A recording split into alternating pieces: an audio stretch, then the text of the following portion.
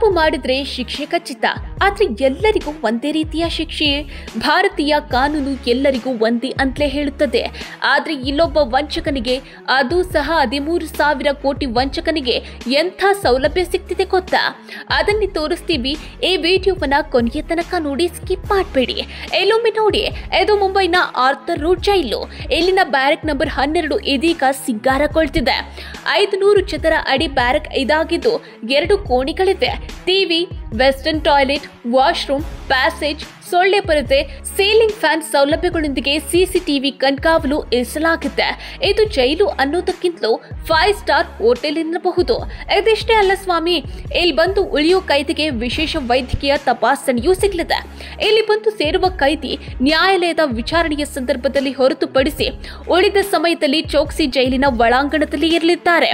ಅಷ್ಟಕ್ಕೂ ಇಂಥ ಐಷಾರಾಮಿ ಸೌಲಭ್ಯಗಳನ್ನ ಅನುಭವಿಸೋ ಕೈದಿ ಯಾರು ಗೊತ್ತಾ? ಮೆಹುಲ್ ಚೋಕ್ಸಿ. ಹೌದು, ಪಂಜಾಬ್ ನ್ಯಾಷನಲ್ ಬ್ಯಾಂಕ್ ಸಾಲ ಹಗರಣದಲ್ಲಿ ಪ್ರಮುಖ ಆರೋಪಿ, ಭಾರತದ ಭ್ರಷ್ಟ ವಜ್ರೋದ್ಯಮಿ. ಇದೇ ಚೋಕ್ಸಿ ಅನ್ನೋ ವಂಚಕ ಉಂಡಿನಾಮ ಹಾಕಿ ದೇಶ ಬಿಟ್ಟು ಓಡಿ ಹೋಗಿದ್ದ. ಇದೀಗ ವಂಚಕ ಮೆಹುಲ್ ಚೋಕ್ಸಿಯನ್ನು ಭಾರತಕ್ಕೆ ಹಸ್ತಾಂತರಿಸಲು ಬೆಲ್ಜಿಯಂ ಕೋರ್ಟ್ ಸಮ್ಮತಿಸಿದೆ. ಭಾರತಕ್ಕೆ ಹಸ್ತಾಂತರಿಸಲು ಯಾವುದೇ ಕಾನೂನು ಅಡ್ಡಿ ಇಲ್ಲ ಎಂದು ಆಂಟ್ವೆರ್ಪ್ ಕೋರ್ಟ್ ಹೇಳಿದೆ. ಭಾರತಕ್ಕೆ ಹಸ್ತಾಂತರ ಮಾಡಿದ ಮೇಲೆ ಮೆಹುಲ್ ಚೋಕ್ಸಿಯನ್ನ ಮುಂಬೈನ ಆರ್ಥರ್ ರೋಡ್ ಜೈಲಿನ ಬ್ಯಾರಕ್ ನಂಬರ್ 12ರಲ್ಲಿ ಇರಿಸಲಾಗುತ್ತೆ. ಇದೀಗ ಚೋಕ್ಸಿಗಾಗಿ ಸಜ್ಜಾಗ್ತಿರೋ ಬ್ಯಾರಕಿನ ಒಳಾಂಗಣ ಫೋಟೋಗಳು ವೈರಲ್ ಆಗಿವೆ. ಚೋಕ್ಸಿ ಎಂತ ಖತರ್ನಾಕ್ ಗೊತ್ತಾ? ಸರ್ಕಾರಿ ಸ್ವಾಮ್ಯದ ಪಂಜಾಬ್ ನ್ಯಾಷನಲ್ ಬ್ಯಾಂಕ್ನಿಂದ 13,850 ಕೋಟಿ ರೂಪಾಯಿ ಸಾಲ ಪಡೆದಿದ್ದ. ವಜ್ರದ ವ್ಯಾಪಾರಿಗಳಾದ ನೀರವ್ ಮೋದಿ ಮತ್ತು ಮೆಹುಲ್ ಚೋಕ್ಸಿ ಸಾಲ ಮರುಪಾವತಿಸದೆ ವಂಚಿಸಿ ವಿದೇಶಕ್ಕೆ ಪರಾರಿಯಾಗಿದ್ರು. ಇವರಿಬ್ಬರಿಗಾಗಿ ಸಿಬಿಐ ಮತ್ತು ಜಾರಿ ನಿರ್ದೇಶನಾಲಯ ಹುಡುಕಾಟ ನಡೆಸಿತ್ತು. 2018ರಲ್ಲಿ ದೇಶದಿಂದ ಪರಾರಿಯಾಗಿದ್ದ ಚೋಕ್ಸಿ ಮೊದಲು ಆಂಟಿಗುವಾ ಮತ್ತು ಬಾರ್ಬುಡಾದಲ್ಲಿ ವಾಸಿಸುತ್ತಿದ್ರು. ಬಳಿಕ ಬೆಲ್ಜಿಯಂನ ಆಂಟ್ವೆರ್ಪ್ನಲ್ಲಿ ನೆಲೆಸಿದ್ರು. ಕೆಲ ದಿನಗಳ ಹಿಂದೆ ಚೋಕ್ಸಿನ ಬೆಲ್ಜಿಯಂನಲ್ಲಿ ಬಂಧಿಸಲಾಗಿತ್ತು.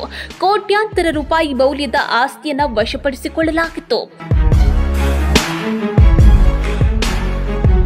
ಹೌದು, 2018ರಲ್ಲಿ ಇಡಿ 1,717 ಕೋಟಿ ಮೌಲ್ಯದ ಚೋಕ್ಸಿಯ 41 ಸ್ಥಿರ ಆಸ್ತಿಗಳನ್ನು ತಾತ್ಕಾಲಿಕವಾಗಿ ಜಪ್ತಿ ಮಾಡಿತ್ತು. ಮುಂಬೈನ ಐಷಾರಾಮಿ ಪ್ರದೇಶದಲ್ಲಿರುವ ಅವರ 2 ಫ್ಲಾಟ್ಗಳು, ಕೋಲ್ಕತ್ತಾದ ಮಾಲ್, ಮುಂಬೈ ಗೋವಾ ಹೆದ್ದಾರಿಯಲ್ಲಿ 27 ಎಕರೆ ಭೂಮಿ, ತಮಿಳುನಾಡಿನಲ್ಲಿ 101 ಎಕರೆ ಜಮೀನು, ಆಂಧ್ರಪ್ರದೇಶದ ನಾಸಿಕ್, ನಾಗ್ಪುರದಲ್ಲಿನ ಜಮೀನುಗಳು, ಅಲ್ಲಾಭಾಗ್ನಲ್ಲಿರುವ 2 ಬಂಗಲೆಗಳು ಮತ್ತು ಸೂರತ್ನಲ್ಲಿರುವ ಕಚೇರಿಯನ್ನು ಇಡಿ ವಶಪಡಿಸಿಕೊಂಡಿತ್ತು.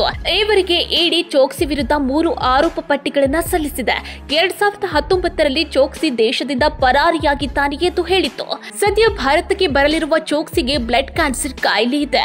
ಹಾಗಾಗಿಯೇ ಈತನಿಗೆ ವಿಶೇಷ ಸವಲತ್ತುಗಳ ಜೈಲಿನಲ್ಲಿ ಇರಿಸಲಾಗ್ತಿದೆ. ಮಾಡೋದೆಲ್ಲ ಮಾಡಿದ್ಮೇಲೂ ರೋಗ ಅಂತ ಹೇಳಿಕೊಂಡ್ರೆ ವೈಭೋಗವೇ ಸಿಗುತ್ತೆ ಅನ್ನೋದಕ್ಕೆ ಚೋಕ್ಸಿಗೆ ಸಿಗ್ತಿರೋ ಜೈಲಿ ಸಾಕ್ಷಿಯಾಗಿದೆ. ನೀವೇನಂತೀರಾ? ಕಮೆಂಟ್ ಮಾಡಿ ತಿಳಿಸಿ.